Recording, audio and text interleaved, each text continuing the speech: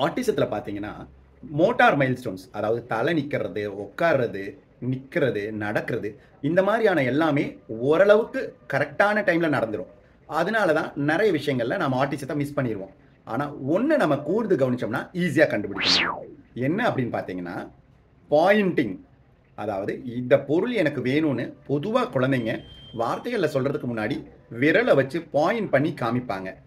Point பண்ணி காமிக்கிறதோட மட்டும் இல்லாம, நம்ம ஐ கான்டாக்ட் நம்மள திரும்பி நம்ம ஐ கான்டாக்ட்க்கும், ஃபேஷியல் எக்ஸ்பிரஷனுக்கும் வெயிட் பண்ணுவாங்க. நாம என்ன ரியாக்ட் பண்றோம்ன்ட்டு. இல்லாட்டி அவங்க அதை வாங்கி எடுத்து குடுத்தோம்னா, அதுக்கு பதிலா சிரிப்பாங்க. இல்ல ஏதாவது ஒரு மூவ்மெண்ட் பண்ணுவாங்க. இந்த மாரி interaction, reciprocation with pointing miss ஆகும். எமோஷனல் கோஷன்ட் கம்மியா இருக்கும் இவங்களுக்கு.